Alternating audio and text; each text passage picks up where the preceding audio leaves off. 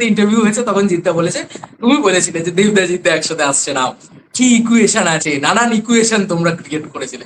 জিদ্দা বলেছে তুমি আমাকে গল্প দাও, তাহলে আমি এক্ষুনি করতে রাজি আছি। তো অলরেডি কাজ হয়ে গেছে, তো এত ভালো একটা কাজ আসছে অলরেডি। এবার কি এরকম কিছু প্ল্যান ট্যান রয়েছে, এবার বলবে তো না আমি জানি, বাট কি না না, মাথায় ভাবছো? আরে আরে মহারাজ এগুলো পেয়ে গেছো টোটনভাই চ্যানেল, ওরা যারা এখন আমরা সঙ্গে পেয়ে গেছি অরিত্র গ্যারের অরিত্র দাকে, না না না রাইটার অরিত্র দাকে, কেউ বলে বিপ্লবী, কেউ বলে ডাকাতের রাইটার। তো কালকে জিদ্দা বেশ খোঁজ খবর করছিল, তো কালকের এক্সপিরিয়েন্স ফার্স্টে তুমি আমাকে বলো যে ওই স্টেজটা শেয়ার করা, সেখানে নাকি সোমনাথ কুন্ডু রয়েছেন, শৌমিক হালদার রয়েছেন, জিদ্দা নিজে উপস্থিত রয়েছেন। তো এই স্টেজের এক্সপিরিয়েন্সটা কিরকম লাগে এত বড় গ্র্যান্ড স্কেলে আর কি? খুবই ভালো। এবং তুমি তো দেখছিলে, তুমি তো নিচে ছিলে, তুমি বলছিলে, মানে আমি অ্যাকচুয়ালি খুব নার্ভাস ছিলাম, তাই জন্য আমি মাইকও পাস করে দিয়েছি, আমি কিছু বলিনি মাইকে, অর্পণকে দিয়ে দিয়েছিলাম যে তুমি আমি বললাম বল। কিছু তো বলো, কিছু তো বলছিলে না, কিছু একটা বলো। তোমার, তুমি কিছু বললে তাহলে আমরাও খুশি হই যে হ্যাঁ তুমি কিছু একটা বলেছো, বাট মানে আমরা যেভাবে দেখছিলাম হয়তো তার মানে না না হাসছে চুপচাপ কিছু বলছে না। না, ওই দর্শকদের কিরকম লাগবে একটা মাথার মধ্যে কাজ, মানে একটা টেনশন থাকে, সেই সবই আর কি। কি ফিডব্যাক আসবে, কি হবে, ওইগুলো নিয়েই চিন্তায় ফিডব্যাক ছিলাম। পাচ্ছ, কেমন ফিডব্যাক পাচ্ছ? ফিডব্যাক তো কাল থেকে ভালোই পেয়েছি, ভালোই পেয়েছি। এখনো তো বেশ মানে মাস আর ক্লাসের কম্বিনেশনটা করেছো, তো এটা কি প্রথম থেকেই তোমার মাথায় ছিল যে মানে জিদ্দাকে নিয়েছি মানে যে মাস আর ক্লাসের যে কম্বিনেশনটা করবো, সেইটা এটা প্রথম থেকে মাথায় ছিল? দেখো, আমি না একটা কথা বলছি মহারাজ, মানে কারুর কারুর গল্প বলার একটা ধরন থাকে তো। তা আমার যদি দেখো তুমি, মানে আমি যদি ফ্যামিলি ড্রামাও বানিয়েছি, শ্রীমান ভার্সেস শ্রীমতী, সেটাও কিন্তু খুবই কমার্শিয়াল টাইপেরই মোড়কের ছবি ছিল। মানে তুমি ট্রেলার ইত্যাদি দেখো, বা যে যারা দেখেছে ছবিটা, তাদেরকে তুমি জিজ্ঞাসা করলেও তাই সেম ফিডব্যাক পাবে যে ওটা খুবই কিন্তু কমার্শিয়াল একটা ফ্যামিলি ড্রামা। তো আমরা, মানে আমার প্রথম সিনেমা থেকেই ওই মানে স্টোরি টেলিং স্টাইলটাই এটা। তো আমরা যখন এই গল্পটা মানে ভেবেছিলাম, লিখেছিলাম, তখন থেকেই মানে ট্রিটমেন্টটা এরকমই ছিল। এবার তারপরে যখন জিদ্দাকে পেয়েছি, অবশ্যই মানে প্রথমে যখন লিখেছিলাম তখন ভেবেছিলাম হয়তো মানে কি হবে জানি না, আদৌ হবে কিনা ছবিটা। তো তখন মানে ভেবেছিলাম যে যদি কোনোদিন একটা সুযোগ পাই যে করবো, তাহলে হয়তো কিছু জিনিস কাট ডাউনও করতে হতে পারে, বা কিছু, কারণ বাংলাতে জানোই সব রেস্ট্রিকশনস আছে। কিন্তু যখন জিদ্দাকে ফাইনালি পেলাম, এবং জিদ্দাও এগুলো খুব যেহেতু এনকারেজ করেন, পুরো জিনিসটা মানে অ্যাচিভ করার ব্যাপারটা, অ্যাকশনের ব্যাপারটা, তো সেখান থেকে আর কি খুবই সাপোর্ট পেয়েছি। তো সেখান থেকে তো অবশ্যই মানে খুব মানে ভালো, মানে চেষ্টা করেছি আমরা, ভালো বলবো না, মানে ভালো তো আমাদের দিক থেকে ভালো, আমরা 100% এফর্ট দিয়েছি। বাকি তো এবার দর্শক দেখে তারা বলবে আর কি তাদের কিরকম লাগছে। মানে খালি অ্যাকশন নয়, সবই, মানে পুরো এন্টায়ার স্টোরি টেলিংটা। তো মাস ক্লাস আমার মনে হয় না ওরকম কিছু মানে হয় না ওরকম যে ভেবে ভেবে করবো যে জাস্ট কটা চারটে অ্যাকশন সিকোয়েন্স ঢুকিয়ে দিলেই কিন্তু জিনিসটা মাস হয়ে যায় না, বুঝতে পারলে তো? তোমার স্টোরি টেলিং এর পিচটাই ওরকম থাকতে হবে, যে ড্রামাটাতেও সার্টেন কাইন্ড অফ একটা এলিভেশন থাকতে হবে, ডায়লগস গুলো ওরকম থাকতে হবে। তো ওরকম মানে হয় না যে আমার মানে ড্রামাটা প্রচন্ড সাটেল আর হঠাৎ করে একটা অ্যাকশন সিন চলতে শুরু করেছে, তো তাহলেই ক্লাস কম্বিনেশন হয় না।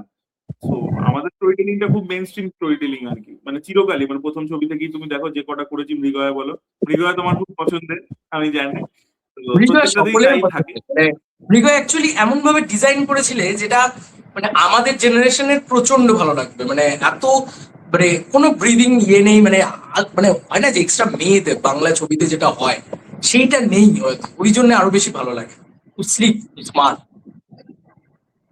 তো এটাই যাই আর হোক, কি। যাই হোক, মেইন যে পয়েন্ট, কালকে আরেকটা জিনিসও খুব ভালো লেগেছে, জিদ্দা খুঁজছিলেন বলছিলেন রাইটার বাবুরা কোথায়। তো এই যে রাইটারদেরকে আমরা তো দেখি যে রাইটাররা ইয়েতে জায়গা পায় না, পোস্টারে জায়গা পায় না, তো রাইটারদের যে এই সম্মানটা জিদ্দা করলেন কালকে, সেইটা তোমার কিরকম কি লেগেছে বলো? নিশ্চয়ই ভালো লেগেছে, বাট কিছু যদি বলো এটাকে নিয়ে। না, জিদ্দা প্রথম থেকেই মানে যখন আমরা নিয়ে গেছিলাম গল্পটা, তখন থেকেই মানে খুবই মানে জিনিসটা খুব জ্যামিং ইত্যাদি যা যা হয়েছে, আলোচনা হয়েছে, মানে সিনেমার বাইরেও অন্য চারটে জিনিস নিয়ে আলোচনা হয়েছে, অন্য জিনিসপত্র নিয়ে আলোচনা হয়েছে। তো জিদ্দা ওয়াজ ভেরি মানে মানে মানে কি বলবো, ক্রিয়েটিভ ফ্রিডম দেওয়া, সেটা দিয়েছে, রেসপেক্ট দিয়েছে ডে ওয়ান থেকেই আর কি। মানে এরকম নয় যে আমি স্টার বলে আমি এটা বলছি এ করছি। তো he is a very chilled out guy, এবং কথাবার্তা গল্প করতে খুব ভালোবাসে, এবং মানে একটা হয় না যে man with a big heart, সেরকম আর কি ব্যাপারটা, খুব ওপেন। তো আমাদেরকে ডে ওয়ান থেকেই খুবই রেসপেক্ট করেছিল। আমরা একটা আলাদা না মানে বানিয়েছিলাম, বুঝতে পারলে, যে হিস্টোরিক্যাল ঘটনা কি কি আছে সেটার একটা আলাদা পুরো চার্ট বানিয়েছিলাম, যে এই হয়েছিল ওই সময়টাতে কি হচ্ছিল, যেটাকে অগ্নিযুগ বলা হয়, সেখানে এই ঘটনা ঘটেছিল, একটা হিস্টোরিক্যাল আর কি ব্লু প্রিন্ট দেওয়ার জন্য। তো সেটা প্রথমে আমরা রিড করি, মানে স্ক্রিপ্টটা পড়ার আগেও ওইটা রিড করি, যে এইটা হচ্ছে প্রেক্ষাপট বলতে পুরো ব্যাকড্রপটা, যে সেই সময় আর কি সমাজটা কিরকম ছিল। কারণ আমাদের গল্পটা দুটো স্প্যানে আছে, একটা 1920s 30s ওই সময়টাতে, 3-এর দশক বলো, আর একটা হচ্ছে 60s আর কি। তো দুটোরই আগে টাইম লাইনটা সেই সময় কি ছিল, কিরকম টার্মোইল চলছিল, দুটো সময় আর কি সোসাইটি খুব উত্তাল ছিল। তো প্রথমে আমরা ওইটা বলি এবং তারপরে আমরা স্ক্রিপ্টটা ন্যারেট করি। জিদ্দার খুব ভালো লাগে। কিছু কিছু মোমেন্টে জিদ্দা একদম পুরো মানে যে এরকমও হয়েছে, এটা মানে এটা সত্যি ঘটনা, আমরা হ্যাঁ সত্যি ঘটনা, এতটাই লার্জার দেন লাইফ, মানে শুনে মনে হবে যে ফিকশন। একটা কথা আছে যে truth is stranger then fiction. তো সেটাই আর কি জিদ্দা বলছে, এটা কি তোমরা মানে কতটা মানে ফিকশন মিশিয়েছো, না ফিকশন না, এটা পুরো রিয়েলি করেছে, মানে এটা অ্যাকচুয়ালি ঘটনাটাই এরকম। তো এইরকম আর কি। তো হি ওয়াজ ভেরি মানে সাপোর্টিভ এবং এনকারেজিং, এবং অ্যাকশনের দিকে স্পেশালি, মানে অ্যাকশনটা নিয়ে আমি আলাদা করে বলি, কারণ জিদ্দা হচ্ছে যে হ্যাঁ ঠিক আছে করো না, আরে করো, এটা ছোট করবো না, বড় করবো। তো ওইটা আমার মানে, যেহেতু আমি অ্যাকশনটা নিয়ে বলে ফেলি বিকজ আমি অ্যাকশন খুব ভালোবাসি, তাই জন্য হ্যাঁ, আর মানে কি। তোমার সাথে যখন কথা হয়েছিল তখন আমরা এইটুকু জানতে হয়েছে অরিত্রদা মানে রোহিত শেট্টির ফ্যান, তো সেই জায়গা থেকে আজকে অ্যাকশন ছবি, এটা মনে হয় তুমি সব থেকে বড় স্কিলটা পেলে, মানে তুমি যেটা খুলে খেলতে পারার মতন আর কি। তুমি বলছিলে, আমি একটা ইন্টারভিউতে দেখছিলাম, তুমি বলছিলে যে তোমার সেট দেখে মনে হয়েছে যে তুমি আরেকটা সিন লিখে দিতে পারো, মানে এতটাই গ্র্যান্ড স্কেলে এক্ষেত্রে শুট না, করতে। ওটা ওটা গ্র্যান্ডারের জন্য নয়, ওটা আমি গ্র্যান্ডারের জন্য বলিনি। ওটা হচ্ছে যে একটা একটা সিনেমা হলের সেট ছিল, যেহেতু সিনেমার মেকিং, সিনেমা এগুলো খুব ইন্টিগ্রাল পার্ট এই গল্পটা।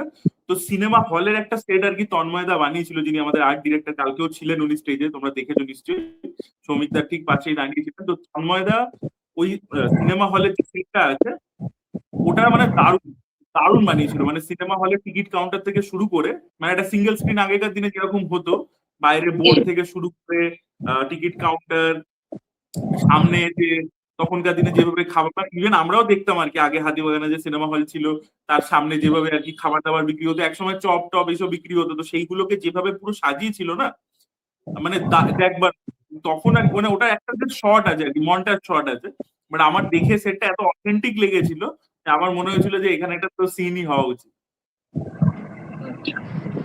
তো আরো একটা জিনিস যেটা এতদিন ধরে হয়েছে, সেটা আজকে মনে হয় ট্রেলার আসার পরে একটুখানি কমেছে ব্যাপারটা, বা কমেই যাবে হয়তো পুরোপুরি, যে এই যে একটা অন্য ছবির সাদৃশ্য লাগছে, অন্য কোনো স্বাধীনতা সংগ্রামী ছবির সাদৃশ্য লাগছে, আমার মনে হয় না এবার আর সেটা মনে হবে।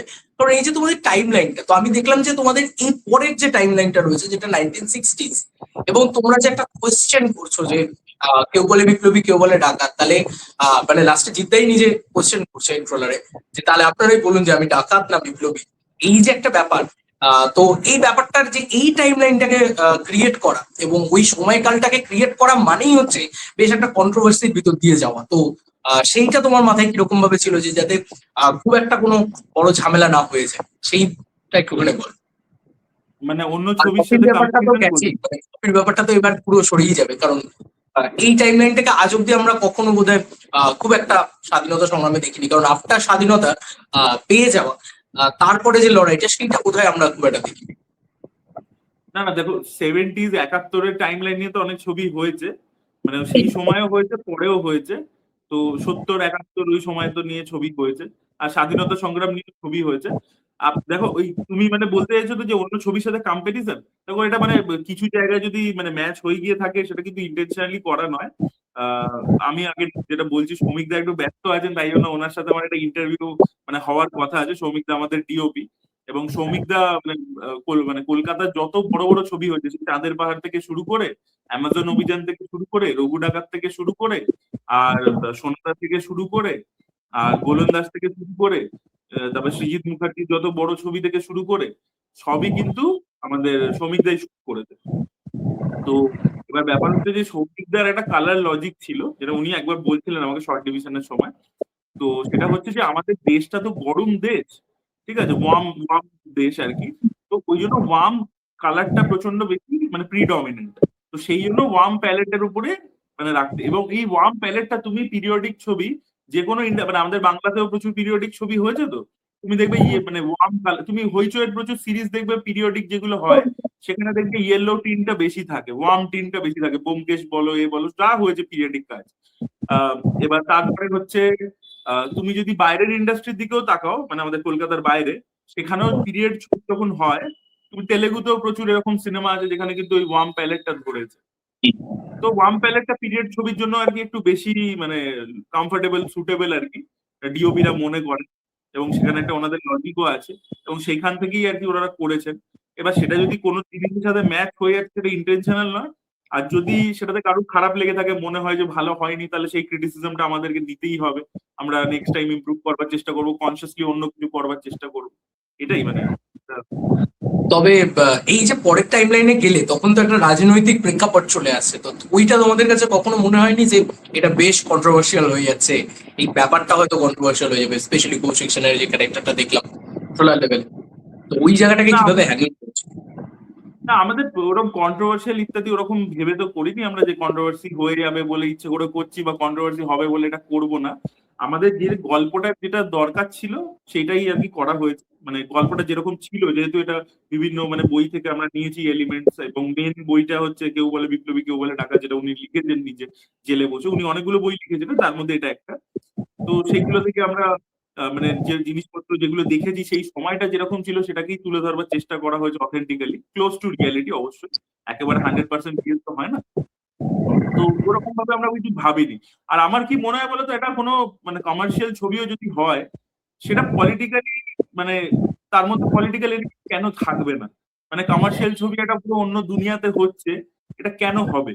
তার মধ্যে তো কিছু থাকতে পলিটিক্যাল, মানে পলিটিক্যাল পার্টি আমি বলছি, আমি বলছি তার মধ্যে নানান রকমের এলিমেন্টস আসতে পারে। আমি তোমাকে একটা এক্সাম্পল দিচ্ছি, সব থেকে রিসেন্টলি খুব সাকসেসফুল ছবি, এই যে খাদান। খাদান সিনেমাতে এই যে নায়ককে করে দিন শ্যাম মাহাতো, এটা কিন্তু একটা দারুণ ব্যাপার, এটা কিন্তু একটা পলিটিক্স।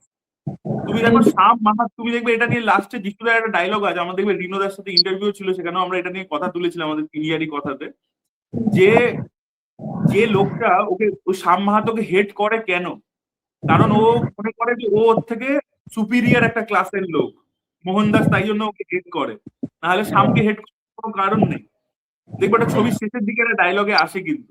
তো that is also politics, that is a caste based politics, যেটা কিন্তু খাদানের মধ্যে ইন্টিগ্রেট করা আছে। কমার্শিয়াল ছবি হতে পারে, বাট ওটা কিন্তু রয়েছে। ওই যে ট্রাইবাল লোকের গল্প বলছে, এটা কোন বাংলা কমার্শিয়াল ছবিতে উঠে এসেছিল? তো খাদানের মিলিউ ওয়াজ সুপার। তো সেটাই আমি বলছি যে কোনো ছবি পলিটিক্যালি প্রচন্ড অ্যাওয়্যার হওয়ার দরকার আছে, মানে সেটা সবসময় যে ডাইরেক্ট তোমার অন দা ফেস আসবে তা নয়। এবং আমরা এই ছবিটা পাঠিয়েছি আজকে, ধরো একটা 68 69 ওই টাইম লাইন বা 30-এর দশকের গল্প তুমি হলে গিয়ে দেখবে, কেন দেখবে? কারণ এই ছবিটা যখন তুমি দেখবে, আমি মহারাজ তোমাকে একটা কথা বলছি, তুমি জানো আমাদের দেশে কি হচ্ছে এই মুহূর্তে? কদিন আগে স্টুডেন্ট প্রোটেস্ট হলো, স্টুডেন্টদের ওপর লাঠিচার্জ হলো, পুলিশ মারলো, ঠিক আছে? আজকের দিনেও লোকের চাকরির জন্য কত প্রবলেমস হচ্ছে, প্রোটেস্ট হচ্ছে, দেখতে পাচ্ছ চারিদিকে। বোধহয় কাইন্ড এক্স্যাক্টলি অফ তখনও একটা আছে। এক্স্যাক্টলি এই সব কটা জিনিসই কিন্তু তুমি এই ছবিটার মধ্যে দেখতে পাবে। কারণ জিনিসটা হচ্ছে কি, যে সময় পাল্টায়, এই এই যে কনফ্লিক্ট গুলো সমাজের, সেগুলো একই থেকে যায়, সেটা কিন্তু ঘুরে ঘুরে আসবে। তো তুমি কোথাও গিয়ে না, মানে তোমার মনে হবে যে পিরিয়ড গল্প দেখছো, কিন্তু তুমি ওটা আইডেন্টিফাই করতে পারবে যে আরে এটা তো আমার ঘটনা, বা আমার সাথে মানে আমার পাশের বাড়িতে কোনো আমি একটা লোককে দেখেছিলাম এরকম জিনিস ফেস করতে। সো সেই রকম রিলেটেবল, এটা কিন্তু আমরা ইচ্ছা করে করিনি, রিলেটেবল বানানোর জন্য। তাহলে এই অ্যাকচুয়ালি ঘটনাগুলো ঘটে গিয়ে তোমাদের বেশ রিলেটেবল আরো বেড়ে গিয়েছে, কারণ তোমরা তো 3 বছর ধরে ছবিটা বানাচ্ছিলে অলমোস্ট। হ্যাঁ, তো এই তো যে ওটাই একটা বাংলা ছবি 3 বছর ধরে বানানো, এইটা একটুখানি বলো যে মানে এতটা টাইম, মানে যেরকম রাইটার হোক বা যেরকম ডিরেক্টর হোক বা যেরকম সুপারস্টাররাও হোক, মানে বাংলায় তো সেটা ফিজেবলই নয় 3 বছর ধরে একটা ছবির পিছনে পড়ে থাকা। আমি দেখলাম যে জিদ্দাও 2 বছর ধরে কোনো ছবি করেন, তো এই ব্যাপারটা কতটা ডিফিকাল্ট ছিল 3 বছর ধরে? দেখো, এইটা সব থেকে বেশি ডিফিকাল্টি আমি বলবো হচ্ছে প্রতিকৃতদারই হয়েছে। কারণ আমরা শ্রীমান ভার্সেস শ্রীমতী, প্রতিকৃতদার লাস্ট ছবিটা ছিল হচ্ছে ওদের 2024-এ শুটিং করা, ঠিক আছে, 25-এ রিলিজ করেছে। 2024-এ ওটা শুটিং হয়ে গেছিল শাস্ত্রীরও আগে।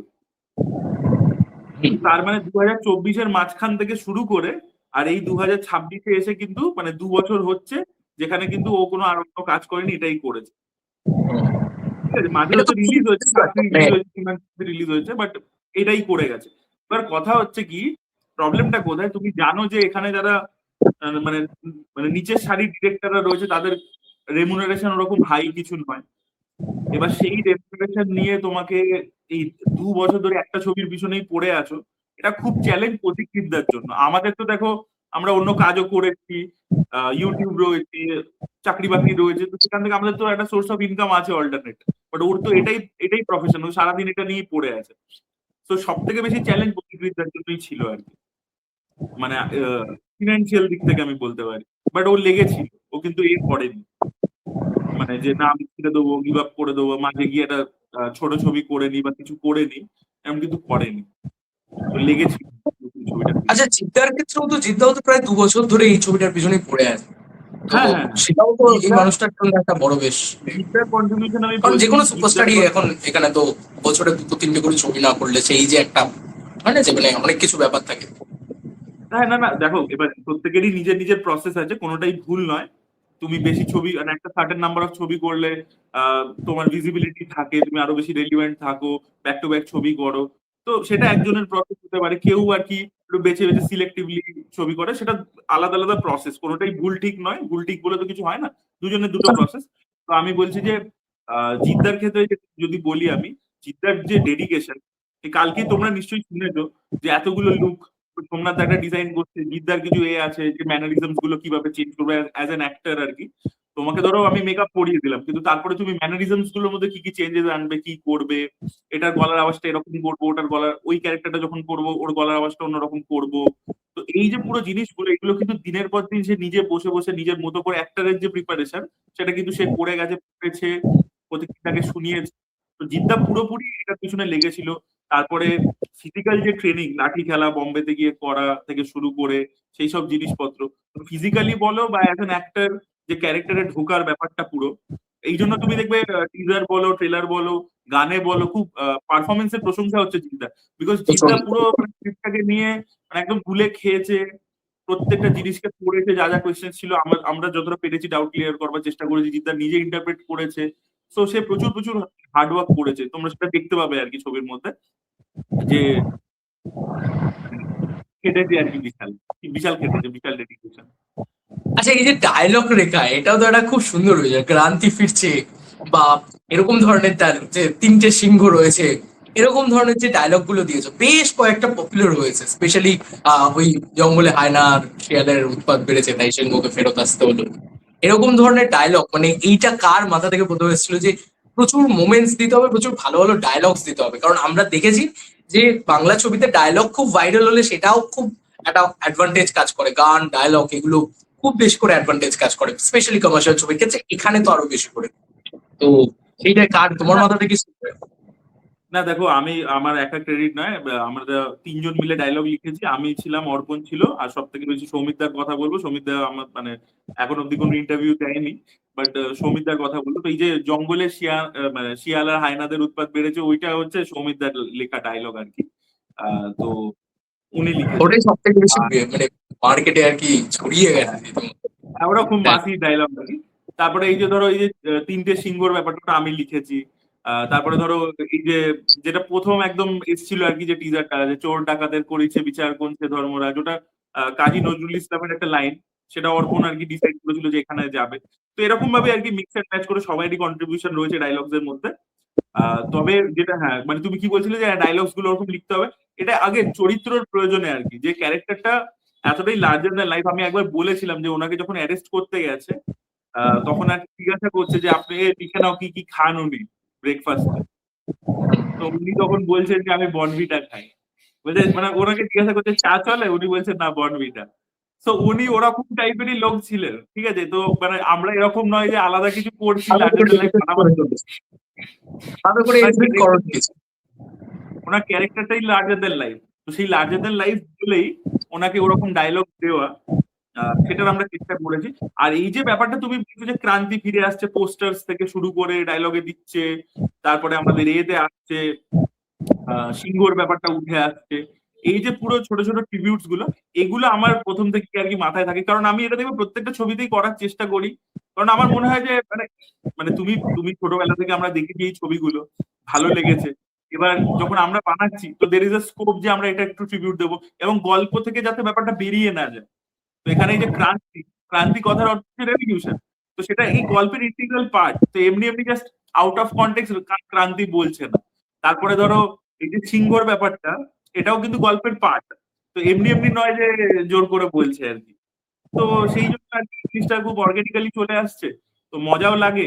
আর আমাদের মানে দর্শকের কি লাগবে সেটা তো পরের কথা, আমাদের নিজেদের পড়ে মজা লাগে আর কি। যে হ্যাঁ মানে ক্রান্তি দেখেছি ছোটবেলায়, এতবার দেখেছি, তো আমি একটা যদি ছোট ট্রিবিউট দিতে পারি আর কি। তো এটা ওইখান থেকেই এসছে।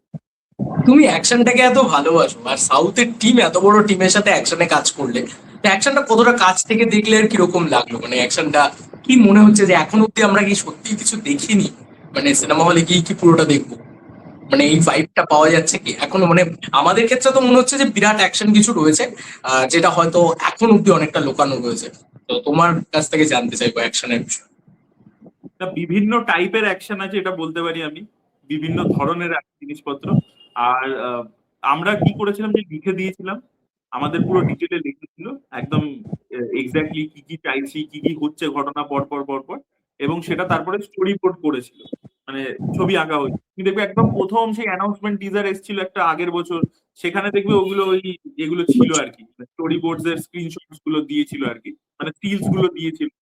তো সেইগুলো আমরা মানে আগে থেকে করিয়ে রেখেছিলাম। তারপরে আমরা অ্যাকশন, যে ডিরেক্টর আছেন স্টান শিবা, তার ছেলে কেভিন কুমার, তাদের সাথে আমাদের কথাবার্তা হয়। তো প্রথমে অ্যাকচুয়ালি ব্যাংককের টিমের সাথে কথা হয়েছিল, ঠিক আছে। কেচা কিম্পাডে, আমি জানি না উচ্চারণ করছি ঠিক কিনা ওনার নাম, উনি করেছিলেন রেট্রো সুরিয়া, যে রেট্রো বলে ছবিটা আছে ওটার অ্যাকশন ডিরেক্টর উনি। তারপরে প্রচুর প্রচুর কাজ করেছে, মানে পুষ্পাতেও কাজ করেছে, আই থিঙ্ক কেচা এতেও কাজ করেছে, জাওয়ানেও কাজ করেছে। তো হি ইজ ফ্রম ব্যাংকক, ওদের একটা পুরো টিম আছে, ওরা লাইগার টাইগার সব করেছে। ওদের মনে হয় টিমটার নাম হচ্ছে জাইকা স্টান্টস না সামথিং কিছু নাম। এবার কেচার সাথে কথাবার্তা হয়েছিল, ইভেন কেচা আমি তোমাকে বলছি জিদ্দার ছবিতেই কাজ করেছে, বাট সেইটা ব্যাংককে শুটিং হয়েছিল। সেটার নাম হচ্ছে ওই আমাদের কি বলো, চেঙ্গিজ। চেঙ্গিজে ছোট একটা কিছু পোর্শন আর কি কেচা করেছে। ইভেন আমি বলছি বস টুতেও কেচা কাজ করেছে, কিন্তু আগে ওটারও ওই দেখবে যে একটা রানওয়ের মধ্যে অ্যাকশন ছিল না, হুম হুম যেটা হুম। ক্লাইম্যাক্স, ওটার এটার যে জন্য ওয়ারিং। কোমর ভেঙে গিয়েছিল, ওরকম একটা শর্ট ছিল। কোমর ভেঙে গিয়েছিল পুরো গাড়ি কেস, ওইটা তো না না রানওয়ে। না না, বস টু এর যে ক্লাইম্যাক্সটা যেটা সেই রানওয়ের উপরে হয়, এই রানওয়ে, আচ্ছা রানওয়ে আচ্ছা তো আচ্ছা, হ্যাঁ, বুঝতে পেরেছি, এখানে ফুল প্লেন হ্যাঁ, দিয়ে হ্যান্ড কিছু টু হ্যান্ড, উঠবে। Hand to hand. হ্যাঁ, তো ওই জায়গাটাতে ওই ওটার ওটাও কিন্তু ওই ওদেরই টিম করেছে, মানে কেচার টিমই করেছে। কিন্তু ওখানে কি বলতো, ওরা ব্যাংককে শুটিংটা হচ্ছে তো, তাই জন্য ওখানে করতে পারে। কিন্তু বাংলা ছবির ক্ষেত্রে কি, আমাদের তো পুরোটাই এখানে ছিল। এবার ব্যাপার হচ্ছে যে ওখান থেকে এখানে নিয়ে আসা, এবং মানে উনি ইংলিশ তো বলতে পারেন, তো ওনার ট্রান্সলেটার লাগবে। তো ইটস ভেরি এক্সপেন্সিভ আর কি, প্রচন্ড প্রচন্ড এক্সপেন্সিভ। তো আমরা দেখছিলাম বাজেট ক্যালকুলেট করে যে প্রচুর বেশি হয়ে যাচ্ছে। ওটা আচ্ছা, হলো- একটা জিনিস বলো, যে এমনিও তো মানে ধরো বাইরে থেকে আমরা যখন অ্যাকশন ডিরেক্টর নিয়ে আসি, আমরা না ম্যাচ করতে পারি না, বিকজ আমাদের কাছে ওই টাইমটা থাকে না যে অ্যাকশন শুট করার জন্য। সেই টাইমটা, সেইটাকে কিভাবে ওভারকাম করলে? কারণ এখানে অ্যাকশনটা বেশ ভালো লাগছে দেখতে। না, ওইটার জন্যই আমরা আগে থেকে সবকিছু ডিটেলে লিখে দিয়েছিলাম, যে আমরা অ্যাকশন ডিরেক্টরকে আগে থেকে ব্রিফ করেছি যে এটা চাই। এবার তুমি বলো যে এটা মানে তুমি রিভার্স ইঞ্জিনিয়ার করে বলো যে কতদিন তোমার লাগবে, ঠিক আছে। এবার তারপরে আমরা বলবো যে আমরা কি কি দিতে পারবো, কি কি দিতে পারবো না। তো সেইগুলো থেকে আর কি রকম ভাবে আগে থেকে মানে যতটা তুমি প্ল্যানিং করে রাখবে, তুমি ওকে স্টোরি বোর্ড গুলো দেখিয়ে দিতে পারবে, ও সেই অনুযায়ী তোমাকে বলে দিতে পারবে আর কি। তুমি যদি পুরোটা ওর ওপর ছেড়ে দাও তাহলে ও চাইবে প্রচুর বেশি দিন। তো সেগুলো অনেক কিছু ব্যাপার আছে, যত তুমি অ্যাকশনে আগে থেকে প্ল্যানিং করে রাখতে পারবে তত গিয়ে তোমার বেটার হবে। এবার দেখো তার মধ্যেও যতটা আমরা অন পেপার ভেবেছিলাম 100% তো এক্সিকিউশন যেটা হয় না, সেখানে অবশ্যই খামতি থাকবে, ঠিক আছে। তারপরে তো সেগুলো তো থাকবেই, ভুলচুক তো হবেই। কিন্তু আমার কথা হচ্ছে আমরা ওটাই চেষ্টা করেছিলাম যে আগে থেকে আমরা যাতে যতটা জিনিসটা করা যেতে পারে পেপারে। আর সেকেন্ড জিনিসটা যেটা তুমি বলছো না অ্যাকশনে, আমার কি মনে হয় বলো তো, মানে অ্যাকশনটা এরকম ভাবে আসা উচিত না যে আমার ধরো গল্প চলতে চলছে, তারপর র্যান্ডামলি একটা অ্যাকশন শুরু হয়ে গেল, আর সেখানে দুমদাম দুমদাম আমি 10টা লোককে মারলাম, তারপরে শেষ হয়ে গেল। আমি এরকম অ্যাকশন করতে চাই না। তো আমি যেটা করেছি এই ছবিটার মধ্যে, সেটা হচ্ছে কি, অ্যাকশনটার মধ্যে না এই ক্যারেক্টারটা খুব ইন্টেলিজেন্ট একটা ক্যারেক্টার। তো তো ও যা করে অ্যাকশনের মধ্যেও, তার মধ্যেও প্রচুর ইন্টেলিজেন্স অ্যাপ্লাই করে। তো এরকম নয় যে র্যান্ডম অ্যাকশন হচ্ছে, বুঝতে পারলে তো। অ্যাকশনটার মধ্যেও ছোট ছোট ছোট ছোট অনেক ইন্টারেস্টিং জিনিস আছে, যেটা অ্যাকশন ঠিক কেন্দ্রিক নয়, কিন্তু সেটাও আছে মাঝে মাঝে। তো ওই একটা অ্যাপ্রোচ আমাদের ছিল, সেটাও দেখলে তোমরা বুঝতে পারবে যে সিকোয়েন্সটার আগে কিন্তু অনেক জিনিস আছে আর কি, মানে জাস্ট র্যান্ডামলি সিকোয়েন্সটা শুরু হচ্ছে না, মানে অ্যাকশনটার আগে একটা মোমেন্ট আছে যেখানে ওটা ওটা বিল্ড আপটা তৈরি হচ্ছে। বিল্ড আপ মানেই আবার এরকম নয়, ভেবো না যে পায়ের স্লো মোশন, চোখের স্লো মোশন, ওরকম নয়। ক্যারেক্টার এবং তার ইন্টেলিজেন্স এবং ওই কেন ওই ডাকাতিটা করতে যাচ্ছে তার মোটিভেশন, ওগুলো আগে একটা সিনে সেট আপ হচ্ছে, তারপরে গিয়ে এটা হচ্ছে। তার মধ্যে অনেক ইন্টেলিজেন্ট ব্যাপার স্যাপার আছে। তো এইগুলো আমরা করবার চেষ্টা করেছি। এটার পিছনে আমার ইন্সপিরেশন আমি পরিষ্কার বলেই দিচ্ছি। একজন ডিরেক্টর আছে, তোমরা নিশ্চয়ই কাজ দেখেছো, অনুরাগ সিং। উনি কেসারি বানিয়েছেন, বর্ডার 2 বানিয়েছেন। তো ওনার অ্যাকশনটা তুমি যদি দেখো, কেসারি বলো বা বর্ডার, দেখবে একটা অ্যাকশন ওরকম দুম দাড়াক্কা হয় না। হিরো মাঝে মাঝে বুদ্ধি লাগিয়ে কিছু ছোট ছোট ছোট ছোট জিনিস করে অ্যাকশনটার মধ্যে। তুমি সানি দেওলের যদি বর্ডার 2 দেখো, দেখবে প্রথমে স্নাইপারটাকে একটা লোককে মারতে হবে, তারপরে সানি দেওলকে গিয়ে টাওয়ারটাকে ওড়াতে হবে, নাহলে ওখান থেকে খবর দিয়ে দেবে। দেখবে একটা সিন আছে, যেটা ইন্টারভেলের সিন। ওখানে তুমি দেখবে ছোট ছোট মোমেন্টস আছে, মানে বড় অ্যাকশন ট্যাকশন মধ্যেও ছোট ছোট মোমেন্টে সানি দেওল গ্রেনেডটা ফেলছে, তারপর দেখলো যে না, পিনটা বার করেনি, আবার জিপটায় উঠে যাচ্ছে। তো এরকম ছোট ছোট মোমেন্টস আছে, তুমি কেসারিতেও দেখতে পাবে এটা, যে অক্ষয় কুমারকে অ্যাকশনের মাঝে হঠাৎ করে আমাদের এই যে মানে টেলিস্কোপিক রাইফেল তো সেই সময় ওরকম ভাবে ছিল না, তো ওকে ইম্প্রোভাইজেশন করে ওটাকে বেঁধে একটা রাইফেল তৈরি করে নিয়ে গুলিটা মারতে হচ্ছে। তো এই যে ছোট ছোট মোমেন্ট গুলো, এগুলো অ্যাকশনটাকে ইন্টারেস্টিং বানিয়ে দেয়। তো আমরা ওইটাকে করবার চেষ্টা করেছি। ডেফিনেটলি অনুরাগ সিং এর অনেক বড় সেট আপ, অনেক বড় এলাবোরেট অ্যাকশন, সেটা লেভেলে তো আমরা যেতে পারবো না, কিন্তু ওনার মানে ওনাকে মানে ওনার কাজটা আর কি আমাদের ইন্সপিরেশন ছিল, মানে আমার ইন্সপিরেশন ছিল আর কি। আচ্ছা জিদ্দার এইবারের ছবিটা না একটু অন্যরকম, আমরা বলছি সব অডিয়েন্সকে টার্গেট করা, বা জিদ্দা একটু মাস ছবি বানাতে গেছেন, তার সাথে ক্লাস এলিমেন্টস পেয়েছেন, বা মাল্টিপ্লেক্স অডিয়েন্সকেও আমরা এবার পাবো হয়তো। এই যে ব্যাপারটা এবারে এসছে, তাতে একটা জিনিস এসছে যে ইয়াং জেনারেশনের একটা প্রবলেম এসছে যে রিল ফরম্যাটে তারা যেহেতু কন্টেন্ট দেখে, তাই জন্য না প্রচুর ওই ট্র্যাক বেস কন্টেন্ট হয়ে গেছে। মানে তুমি নিজেও বলেছো এর আগে, পুষ্পা হোক বা আর হোক, প্রত্যেকটা ওই ট্র্যাক বেসেই হচ্ছে। তো তোমার রাইটিং এর উপরে কি সেরকম কোনো ইম্প্যাক্ট পড়ছে এখন, যে ওভারঅল সিনেমাটা তো ভালো, ঠিক আছে, আমরা এভাবে এই স্টোরি লাইনের উপরে যাবো, কিন্তু কিছু ট্র্যাক ওয়াইজও যেন আমাদের কাছে ওয়ার্ক করে, সেই জিনিসটা কি কোথাও গিয়ে তৈরি করতে পেরেছো? বা কোনো গেম ওয়াইজ, যেরকম গেম গেম তুমি যেটা বলছিল যে অরিজিৎ সিং এর একটা পয়েন্টের মতন করে যাচ্ছে, যে একটা এই টাস্ক করতে হবে, তারপর ওই টাস্ক করতে হবে, তো ওই যে স্ট্রাকচারটা, ওইটা রাইটিং এ তুমি আনতে পেরেছো এবারে, কি মনে হচ্ছে? দেখো মহারাজ, আমি এটা চেষ্টা করেছি, ঠিক আছে, কারণ আমার নিজেরই ওটা দেখতে ভালো লাগে, তো আমরা চেষ্টা করেছি। এবার বাকি তো 14 তারিখে তুমি দেখে আমাকে জানাবে যে তোমার ওই সেম জিনিসটা মনে হয়েছে কিনা, আমরা কতটা সাকসেসফুলি করতে পেরেছি। যে মানে মানে ওই তোমার সিনটা রাইটারের ভিতরেও এখন এই মাইন্ডসেটটা চলছে যে না, এটা এটা এখন মানে দেখতে চাইছে মানুষ এরকম ভাবে, এইভাবে লিখি যাতে মানে একটা ছবি ব্যাপারটা জাস্ট হচ্ছে না, একটা। আমার মনে হয় কি বলতো, এটা মানে এটা অনেক আগে থেকে, মানে পুষ্পা বা এইগুলোকে যে এপিসোডিক ফিল্ম মেকিং বলে না, তো এটা অনেক আগে থেকে আছে। এবং অনেক আগে থেকে যারা এটা অ্যাপ্লাই করে, তাদের ছবি কিন্তু একটি জনপ্রিয়তা বা রিপিট ভ্যালু বেশি হয়। মানে আমি তোমাকে এক্সাম্পল দিচ্ছি, ভূতের ভবিষ্যৎ। ভূতের ভবিষ্যৎ তো আউট অ্যান্ড আউট মাসালা সিনেমা বা মাস মুভি, কমার্শিয়াল ছবি তো বলে না লোকে, কিন্তু ভূতের ভবিষ্যতের রিওয়াজ ভ্যালু মারাত্মক। কেন বলো তো? কারণ তুমি এক একটা সিন তুলবে, র্যান্ডামলি দেখবে, সিনেমাটা দেখতে হবে না, সিনটা তুলবে দেখবে, তুমি দেখবে তোমাকে যে সিনটা একটা শর্ট ফিল্মের মতো ওয়ার্ক করছে। তুমি রাজকুমার হিরানির সিনেমা যে কোনো তোলো, তুমি একটা সিন তোলো, দেখো ওই সিনটা হচ্ছে একটা শর্ট ফিল্মের মতো, মানে ওটা তোমার ইটসেলফ ওয়ার্ক করবে। এই জিনিসটা আমাদের অভিজিৎ দাস সিনেমাতেও আছে। আমাদের অভিজিৎ দাস প্রধানে তুমি দেখবে একটা ইস্যু, একটা ব্লক, ওইটা একটা শর্ট ফিল্ম, ঠিক আছে। তারপরে তুমি এতে দেখো প্রজাপতি 2 তে দেখতে পাবে যে ওই যে কাটের ব্যাপারটা, যে ফুড কাটটা বানালো, ওটা হচ্ছে একটা এপিসোড। ওই জায়গাটা মিঠুন দা এই করছে, ওই করছে, কমেডি হচ্ছে, গান হচ্ছে, একটা পোর্শন যেটা দেখতে ভালো লাগে, এটা 10 মিনিটের শর্ট ফিল্ম দেখলাম, যে একটা বয়স্ক লোক আইডিয়া দিয়ে তার ছেলেকে একটা নতুন ফুড কার্ট তৈরি করে দিল, খুব ইন্টারেস্টিং, একটা 10 মিনিটের শর্ট ফিল্ম। তার মধ্যে কমেডি করছে, পুলিশ আসছে, মিঠুন দা নাচছে, করছে। তো তুমি দেখবে যারা এটা করে, এটা কিন্তু মানে স্টাইল অফ স্টোরি টেলিং। আর অনেক আগেও তুমি যদি চলে যাও না, মনমোহন দেসাই যারা ছিলেন 1970s, ওনাদের ছবিতেও তুমি এই স্টাইলটা দেখতে পাবে।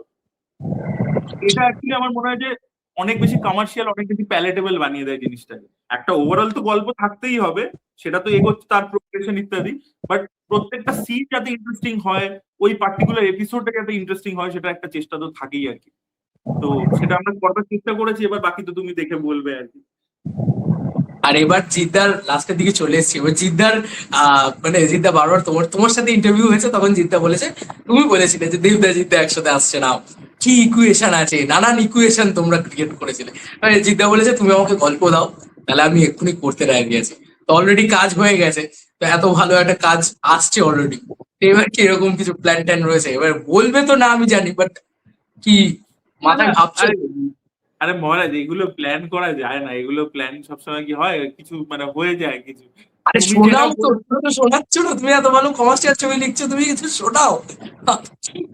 দেখো, এগুলো প্রথম কথা হচ্ছে, মানে আমি ভালো লিখছি খারাপ লিখছি এটা পুরোটাই মানে দেখো, এটা তো পারফর্মিং আর্টস বলে, মানে আউটকামটার ওপরই সবই দাঁড়িয়ে আছে। লোকে তোমার এফোর্ট আগে কি করেছো সেগুলো কিছু দেখে না, তোমার লাস্ট আউটপুটটা যেটা আসবে এবং সেটা কিরকম পারফর্ম করছে সেটার উপর সবকিছু দাঁড়িয়ে আছে। তো সেটা কিরকম হয় সেটার দিকে আমরা তাকিয়ে দাঁড়িয়ে রয়েছে। এই তুমি যে জিনিসটা বলছো, it's very high dream. Industry সব বড় বড় এ লিস্টারদেরই স্বপ্ন এটা। তারা তারা চেষ্টা করুক, তারা করুক। মানে আমি চাই সে না, তুমি মানে যে কোনো আমরা বড় আমরা ডিরেক্টরের আরো সাথে কোলাবোরেট করো, কারণ দেখো আমাদের না, যেটা মেনলি বলা, কারণ এখানে না না রাইটার নেই সেভাবে, আমি কি বলতে চাইছি রাইটারের বলতো, পাওয়া যায় না, আমি গল্প বলতে পাওয়া চাইছি কি যায় না। বলতো, যে আমাদের স্বপ্নেই আসে না যে আমরা এটা করতে পারবো, যে এরকম জিনিস হয়ে যাবে। ঠিক আছে, যে আচ্ছা দুজনে একসাথে চলে আসবে, এটা আমাদের না, ইমাজিনেশনের দেখো বাইরে। ভালো কমার্শিয়াল ছবি তো তুমি লিখেছো, যেরকম ধরো মৃগয়া, সকলে খুব প্রশংসা করছে। আই হোপ সো যে আই হোপ সো সুপারস্টারদের কাছেও পৌঁছেছে ব্যাপারটা। তো যখন আজকে তুমি মানে কেউ বলে বিপ্লবী, কেউ বলে টাকা তো লিখছো, তখনও জিদ্দার কাছে ব্যাপারটা পৌঁছেছে যে না, এই এরকম ভাবে লেখে, এরকম ভাবে এ করে। তো এবার যদি তুমি একটা ভালোভাবে ওরকম ভাবে দাঁড় করাও, তাহলে তো আই হোপ, মানে ওই বলে না যে একটা content with the commercial film, তো ওই ব্যাপারটা তুমি ক্রিয়েট করতে পারছো, আই হোপ সো। সেই কারণে তোমার কাছে রিকোয়েস্ট করা যে এবার তুমি করো। না না, এটা ওইভাবে হয় না অ্যাকচুয়ালি, পিছনে অনেক অনেক ব্যাপার থাকে, মানে ওইভাবে হয় না। ডেফিনেটলি ইটস এ ড্রিম, আমি তো বললাম যেটা একটা স্বপ্ন, কিন্তু এরকম স্বপ্ন যেটা আমরা দেখতেই পাচ্ছি না। মানে এই স্বপ্নটা ভাবতেই পারি, ইমাজিনই করতে পারি না। ডেফিনেটলি আমাদের ছোটবেলার মানে আমরা দেখেছি হলে দুই পৃথিবী, তো ওটা তো মানে ড্রিম। কিন্তু আমার মনে হয় যে মানে ওটা এমন একটা ব্যাপার যেটা মানে আমাদের রেঞ্জের বাইরে আর কি, মানে আমরা ভাবতে পারি না। মানে আমি তো অ্যাটলিস্ট ভাবতে পারছি না। তা আপাতত তোমার তো মৃগয়া 1.5 আসছে, আর কি কি ছবি আপকামিং এ আসছে? তো আমাদের মৃগয়া 1.5 রয়েছে, আমার আর অভিরূপদার। তারপরে আমাদের এ রয়েছে, উৎসব বলে একটা ছবি রয়েছে যাতে আবিরদা রয়েছে, ওটা নেক্সট ইয়ার আসছে। আর আরেকটা ছবি রয়েছে সেটার নাম হচ্ছে কালরাত্রি বলে, এটা আগের একটা গল্পের অ্যাডাপ্টেশন। মনোজ সেনের মনোজ সেনের কালরাত্রি বলে একটা গল্প আছে যেটা রেডিও মির্চিতে খুব পপুলার। তো ওই গল্পটারই আমরা অ্যাডাপ্টেশন করেছি। অবশ্যই সেটা আগের অ্যাডাপ্টেশনটা খুবই কমার্শিয়াল, তো সেটা রয়েছে। হরর অ্যাকশন ওই জনরার মধ্যে পড়ছে। আর উৎসবটার মধ্যে again horror fantasy action comedy সবকিছু রয়েছে। আর মৃগয় 1.5 তো তোমরা জানো, মৃগয়ের যে ফ্লেভারটা ওটা রয়েছে। তো এইগুলো রয়েছে আপকামিং কিছু কাজ। তাহলে এখন এখন কি বাংলা ইন্ডাস্ট্রি বলবে এনকে সলিলের পরে যে এরকম কমার্শিয়াল ডিরেক্টর, কমার্শিয়াল রাইটার যদি কাউকে চাও, তাহলে বাংলায় অরিত্র দা কন্ট্যাক্ট করো, যাতে না না কমার্শিয়াল না না, ছবিটা খুব পাচ্ছে। না না, ওরকম কিছু হয় না মহারাজ, আমি তোমাকে বলছি অনেক ভালো ভালো রাইটাররা রয়েছে। এই যে আমি তোমাকে অনেস্টলি বলছি, রাইটার্স ভালো নেই, ঠিক আছে, এটা আমরা আগে তো ভিডিওতে আমিও বলেছি, এটা মনে হয়। ঠিক আছে, প্রত্যেকে আছে, তারা পড়াশোনা করছে, লিখছে, চেষ্টা করছে। এই যে ধরো যারা দেশু সেভেনের সাথে যুক্ত আছে, বা খাদানের সাথেও যুক্ত ছিল, রোহিত সৌম্য, দে আর ভেরি গুড। তো আহ, তো ওটাই বলছি যে অনেকেই রয়েছে, রোহিত তো ইনস্টাগ্রামে ভিডিওজও বানায় খুব ইনফরমেটিভ, তুমি দেখতে পারো। সম্রাজ্ঞী রয়েছে, সৌগতদা রয়েছে, অনেক ভালো ভালো রাইটাররা রয়েছে। কথা হচ্ছে কি বলতো, যে তোমাকে রাইটারকে তো এম্পাওয়ারও করতে হবে না। আমাদের এখানে রাইটারকে তো এম্পাওয়ার করা, এনকারেজ করা, এই ব্যাপারটা নেই। মানে আমি হয়তো কজনেরই নাম নিলাম, আরো অনেকে আছে। আহ সৌমিত রয়েছে, সৌমিত যে আমাদের সাথে লিখেছে, তো সৌমিত রয়েছে, অনেকে ভালো ভালো রয়েছে, কিন্তু প্রচুর রাইটার রয়েছে ইন্ডাস্ট্রিতে, আমি হয়তো অনেকের নাম মিস আউটও করে যাচ্ছি। কিন্তু তাকে প্রপার নার্চার করতে হবে, তাকে সেই স্পেসটা দিতে হবে যাতে সে গ্রো করতে পারে, তাকে সেই ফ্লেক্সিবিলিটিটা দিতে হবে। এই যে তুই অ্যালাউ করা যে হ্যাঁ ঠিক আছে, এই যে আমি তোমাকে কথার কথা বলছি, যে রাইটার অ্যাকশন রেকিতে তো যায় না, না, অ্যাকশন রেকিতে তো যায় না। এবার তুমি আমি ধরে নিচ্ছি যে যেদিনকে অ্যাকশন রেকি হয়েছে সেদিনকে একটা গাড়ি প্রোভাইড করতে হবে, ঠিক আছে, পিক আপ ড্রপের ব্যাপার আছে, খাবার ব্যাপার আছে দুবেলা, তো সেইটা তো আমার, আমি যখন অ্যাড হচ্ছি তো আমার তো ওটাতে অ্যাড হচ্ছে যে আমার গাড়ি ভাড়া আর দুবেলার খাবার। তো আমাকে তো প্রোডাকশন থেকে তো অফই করে দিতে পারে, যে রাইটারের কি দরকার আছে অ্যাকশন রেখে দিতে। কিন্তু আমি তো ছিলাম, কারণ আমাকে, এটা তো কেউ বলে বিপ্লবী, কেউ বলে টাকাতে তুমি গেছিলে এবং সেটা হ্যাঁ কোথাও গিয়ে জিৎ ফিল্ম ওয়ার্কস বা নন্দী মুভিজকে তাহলে থ্যাংক ইউ জানাতে হবে হ্যাঁ, এরকম তো ভাবে জিৎ ফিল্ম, নন্দী মুভি, তারা এটা অ্যালাউ করেছে যে তুমি করো, তুমি যাও। এই যে তোমাকে, তোমার উপর ভরসা করে তোমাকে ও চান্সটা দেওয়া যে হ্যাঁ ঠিক আছে করো, তুমি কি বলছো, তুমি কি ইন্টারঅ্যাক্ট করছো, তুমি যেহেতু লিখেছো, তুমি স্টোরি বোর্ড দেখাচ্ছো, ডু ইট।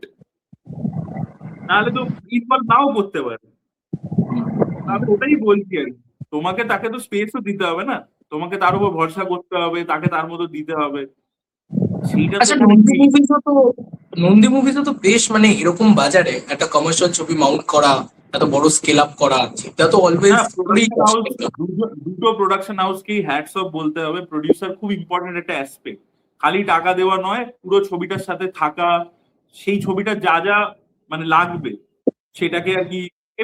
আমাদের প্রদীপ্ত ভট্টাচার্য, উনি অন্য ধরনের ছবি বানান, উনি রিসেন্টলি একটা স্টেটমেন্ট দিয়েছেন খুব ভালো, যে আমি সিনেমাকে নিজের বাচ্চার মতো দেখি, আমি লালন পালন করতে ভালোবাসি। ঠিক আছে, তো একটা বাচ্চাকে যেভাবে বড় করার না, একটা সেই সেই যে প্রসেসটা যেরকম থাকে, ছোট থেকে সে বড় হচ্ছে, অল্প অল্প করে তার ভ্যাকসিনেশন করাতে হবে, তাকে বেবি ফুড খাওয়াতে হবে, এই করতে হবে, একটু বড় হচ্ছে স্কুলে দিতে হবে। তো সেম ভাবে না, মানে সিনেমারও সেম টাইপের জার্নি। তো সেই জার্নিটা মানে একটা পুরো লালন পালন করার মতো আর কি জার্নি, তো সেটা হচ্ছে এ করে আর কি, মানে ওদের প্রডিউসার করে। তো সেখানে আমি হ্যাটস অফ বলবো নন্দী মুভিজকে, আমাদের নন্দী বাবুকে, প্রদীপ কুমার নন্দী, এবং জিৎ ফিল্ম ওয়ার্কস, তাদের যারা পুরো এন্টার টিম রয়েছেন, জিৎদা রয়েছেন, অমিতদা রয়েছেন, গোপালদা রয়েছেন, যে তারা এরকম একটা ছবিকে আজকের দিনে এই বাজারে সাপোর্ট করেছে, আমাদের ভিশনটাকে করতে দিয়েছে, অ্যালাউ করেছে জিনিসপত্র, সেটা আর কি, মানে হ্যাটস অফ আর কি। এবং জিৎদাকে তো আমি স্পেশালি বলবো, মানে হ্যাঁ বলো। বলো বলো বলো না বলো।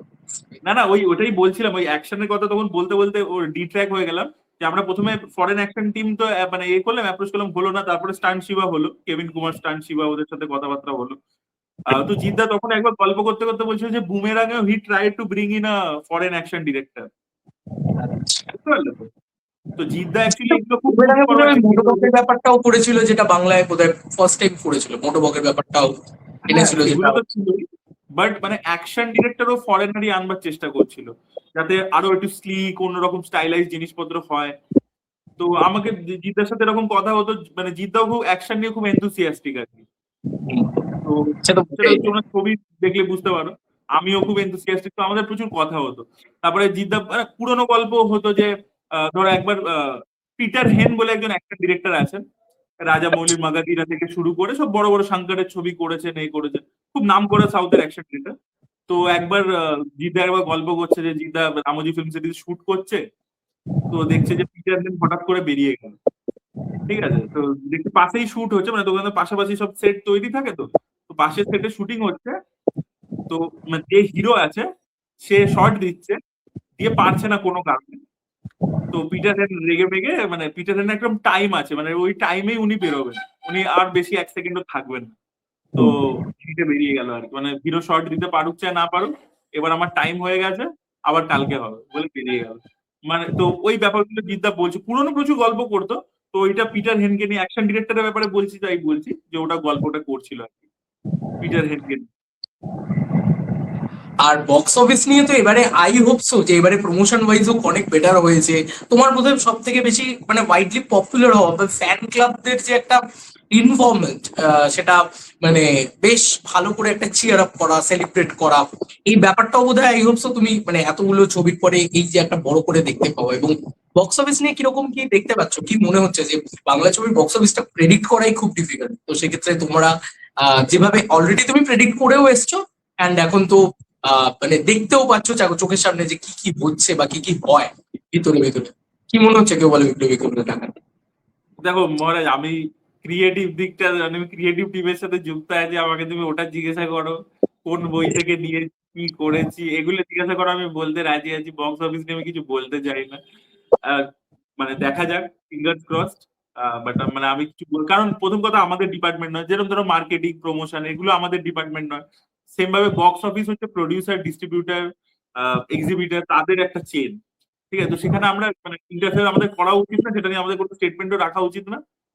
ছবি বেরোক, মানুষের ভালো লাগে। আমাদের চেষ্টা থাকবে যে যারা দেখেছে আমাদের যে ইন্টেনশনটা ছিল, এই যে ধরো তুমি যেটা বলছো যে এইটা আমি চাইছি, এটা আমি এক্সপেক্ট করছি অ্যাকশন বা এই ধরনের মানে প্রত্যেকটা এপিসোড যেন ইন্টারেস্টিং হয়। যে তুমি যে দুটো বললে, এটা আমি তোমাকে দিতে পারলাম কিনা, তোমার ওই দিনকে তুমি 14 তারিখে যদি ছবিটা দেখো তোমার ওটা ভাল লাগলো কিনা, এটা আমার বেশি চেষ্টা থাকবে আর কি। আমি তো ওই জিনিসগুলো, ওই ফ্যাক্টরস গুলো আমার হাতে নয়, হাজারটা ফ্যাক্টরস থাকে বক্স অফিসের জন্য, কাজ করতে করতে বুঝেছি।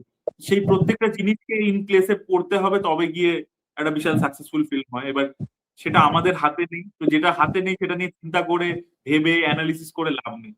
ঠিক আছে, এটাই। লাস্ট একটাই প্রশ্ন করবো, এই অনিরুদ্ধ নিয়ে এত কথা হচ্ছে যে এত ভালো মিউজিক সাউথে হচ্ছে, তো এই ছবির ভিতরেও না শান্তনু মিত্র অনেকদিন বাদে বাংলা ছবিতে মিউজিক করছেন, এরকম একটা অ্যালবাম রয়েছে।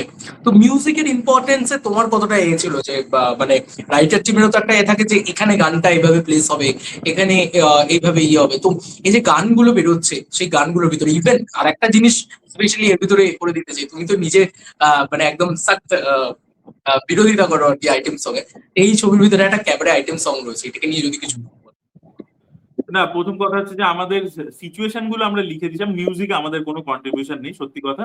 কারণ মিউজিকটা মানে আমরা মানে গানের যে সিচুয়েশন গুলো যে এখানে এখানে আসছে, সেগুলো তো লেখা থাকেই আর কি স্ক্রিপ্টের মধ্যে, এবং সেখানে কি কি ভিজুয়াল থাকবে থাকবে সেগুলো আমরা লেখা থাকে। তারপরে সেটা ডিরেক্টর এনহ্যান্স করে, কিছু করে। তারপরে সে ডিওপির সাথে কথাবার্তা বলে কিভাবে শুট করবে কি করবে, তো সেগুলো তো তাদের প্রসেস থাকে। এবার ব্যাপার হচ্ছে আমরা ওইটুকুই করেছি। এবার তারপরে প্রতীকৃতদা, জিৎদা তারা মিলে শান্তনুদাকে অ্যাপ্রোচ করেছে। তারপরে তাদের মিটিং হয়েছে, তারপরে সে পুরো স্ক্রিপ্ট শুনেছে, গল্প শুনেছে, স্ক্রিপ্ট শুনেছে, তারপরে সে নিজের মতো তৈরি করেছে বারবার, মানে বম্বেতেই পুরো জিনিসটা হয়েছে। তো সেই সব পুরো প্রসেস চলেছে। তো এখানে আমাদের কিছু কন্ট্রিবিউশন নেই, আমাদের মিউজিকের অত সেন্স নেই, মানে আমার তো নেই, আমি তো বলেই দিই। অর্গনের কম্পারেটিভলি অনেক বেটার সেন্স, বাট আমাদের দিক থেকে ওরকম কোনো কন্ট্রিবিউশন নেই আর কি মিউজিকের প্রতি, মিউজিক বা গানের প্রতি। আর মানে যেখানে ইনভলভমেন্ট নেই, কেন শুধু শুধু বেকার ক্রেডিট নিতে যাবো, তাই না? আমরা যেরকম স্ক্রিপ্ট লেখার সময় যে এখানে একটা গান আসবে, এই মন্টাজ গান চলছে, এটার মধ্যে এই দেখিয়ে যাওয়া, ঠিক আছে। মন্টাজটা তো ন্যাচারালি আমরা মানে এ ধরনের স্বাধীনতা সংগ্রামের গানে গানে দেখতে পাই বা চলে, কিন্তু এই যে একটা আইটেম কারণ সং আমার মনে হয় প্রথমবারের জন্য পাচ্ছি হ্যাঁ, এরকম আইটেম আইটেম সং নিয়ে দেখো, আমার আইটেম সং নিয়ে থাকে হচ্ছে যেগুলো, যেখানে ভালগারিটি দেখানো হয়, যেখানে ওটাকে অবজেক্টিফাই করে দেখানো হয়। বাট এই গানটা এখনো আসেনি। বাট তুমি গানটা যখন দেখবে, এখানে কিন্তু যে সৃজলা করেছে, তাকে কিন্তু কোনোভাবেই অবজেক্টিফাই করা বা কোনো ভালগার জিনিসপত্র করা, এসব কিন্তু করা হয়নি। ওই সময় অ্যাকচুয়ালি কলকাতায় cabaret was very popular, cabaret dance খুব পপুলার ছিল। ঠিক আছে, এবং ফিল্ম পার্টিস বলো, এ বলো, শোজও হতো। তো ওটা খুব মানে একটা কালচার ছিল আর কি কলকাতায়। তো সেরকম একটা সময় একটা মানে জায়গাতে আর কি ওটা আসছে গানটা, খুব অর্গানিক্যালি আসছে, আগের ওই সময়টার কারণেই আসছে ক্যাবারেটা। এবং সেটাকে কিন্তু প্রচন্ড রেসপেক্টফুলি ট্রিট করা হয়েছে আর কি। মানে সেটা ওরকম নয় যে, মানে ধরে নিচ্ছি, আমি তোমাকে এক্সাম্পল দিচ্ছি, পরিণীতা বলে একটা ছবি এসেছিল, দেখেছো? সৈফ আলী খান, সঞ্জয় দত্ত, বিদ্যা আচ্ছা, বালান। না আমার দেখা নেই। আরে পরিণীতা দেখোনি? বহু পুরনো সিনেমা। আরে সেই ফেমাস গান আছে গো। গান হয়তো শুনেছি, সিনেমা দেখা নেই। Sorry. আর ইয়ে হাওয়ায় হ্যাঁ হ্যাঁ, গুনগুনায় গান শুনেছি, গান উঠে শুনেছি। দুনে। হ্যাঁ, তো ওই ওই সিনেমার যে একটা গান আছে না, রেখা, রেখাকে নিয়ে একটা ক্যাবারে আছে তো, আচ্ছা, দেখবো। कैसी पहेली जिंदगानी, একটা গান আছে। আচ্ছা, আরে বিশাল সেরকম ফেমাস। এই আজকে মহারাজ আমার থেকে তাহলে বিশাল ছোট হয় বয়সে। মহারাজ একটু দেখেন। আমি দেখছি ওই টাইম লাইনে, বাট যাই হোক, মানে ওইরকম একটা ফিল দিয়ে। হ্যাঁ, ওরকম ফিল রয়েছে আর কি, মানে ওরকম কোনোভাবেই ভালগার নয়, সেটাই বলতে চাইছি, ভালগার নয় আর কি। আচ্ছা, তো যাই হোক আমরা শেষ করবো এবার। তো অরিত্রদা, বেস্ট উইশেস তোমার, কেউ বলে বিপ্লবী, কেউ বলে ডাকাত, খুব ভালো বক্স অফিস কালেকশন হবে, আরো বড় বড় সুপারস্টারদের সাথে আরো দারুণ দারুণ কাজ করো, আরো বড় কমার্শিয়াল ছবি উপহার দাও আমাদেরকে। আর লাস্ট বলে দাও দর্শকদের উদ্দেশ্যে। 14 তারিখে দেখুন, ট্রেলার চলে এসেছে, ট্রেলারটা চেক আউট করুন। ট্রেলার আপনাদের যদি ভালো লাগে, অবশ্যই 14 তারিখে গিয়ে দেখুন। চান্স দিন ছবিটাকে, দেখুন আপনাদের কেমন লাগে, জানান অবশ্যই ফিডব্যাক, যেখানে আমাদের ভুল ত্রুটি হয়েছে, প্রবলেমস আছে, সেগুলো আপনারা জানান অবশ্যই। সেগুলো আমরা নিয়ে নেক্সট টাইম রেকটিফাই করবার চেষ্টা করবো, ইমপ্রুভ করবার চেষ্টা করবো। আর যেটা আর কি আপনারা চান একটা ছবির মধ্যে, যে এন্টারটেনমেন্ট, এঙ্গেজমেন্ট, একটা ভালো গল্প থাকবে। মানে ছবিটা এরকম নয় যে মেইন স্ট্রিম ছবি বলে আর কি তার মধ্যে সাবজেক্টের কোনো ইম্পর্টেন্স বা ওয়েটেজ থাকবে না। ভালো পারফরমেন্স রয়েছে। টোটাদার কথা বলবো, টোটাদাকে তো তোমরা ট্রেলারে দেখাইনি। ওই ট্র্যাকটা পুরো অল্প তোমরা দেখতে অল্প পাচ্ছ না, দেখতে পাচ্ছি। টোটাদা কিন্তু মানে আমার মনে হয় প্রত্যেকের ভালো লাগবে। টোটাদা মানে আমাদের যে এক্সপেকটেশন ছিল সেটা ছাপিয়ে গেছে আর কি। মানে এটা আমাদের মানে মেকিং টিমের তরফ থেকে বলছি। টোটারাও তো মানে অ্যাকশন খুব ভালো করতে পারে, তো টোটাদার থেকেও তো কিছু দারুণ ইনপুট বলছে। নিশ্চয়ই পাওয়া গেছে মানে টোটাদার টোটাদা একটা কাজ অ্যাকশন। সেগমেন্ট দেখছো, টোটাদাকে নিয়ে আমরা কি করেছি দেখো খালি সিনেমাতে। টোটাদাও প্রচুর করেছে অনেক কিছু, দেখো তুমি। টোটাদাকে দেখাইনি বেশি, বাট তুমি দেখো তখন তুমি বলবে। তো মানে ডগ অ্যাকশন ইত্যাদিও করেছো, যেটা বাংলায় খুব রেয়ার, মানে শুনছিলাম তোমারই তো। হ্যাঁ, ওগুলো থাকুক সারপ্রাইজ কিছু সিনেমার জন্য। ট্রেলারে সব বলে দিলে বা এখন বলে দিলে আর মজা থাকবে না। বেশ বেশ থাকুক, চলো এন্ড করলাম। টাটা। হ্যাঁ, টাটা। সবাই দেখবেন, কেউ বলে বিপ্লবী, কেউ বলে ডাকাত। আশা করি আপনাদেরও যথেষ্ট ভালো লাগবে। ট্রেলার তো আমাদেরও সকলেরই খুব ভালো লেগেছে। থ্যাংক ইউ অরিত্র দা সময় দেওয়ার জন্য, থ্যাংক ইউ সো মাচ।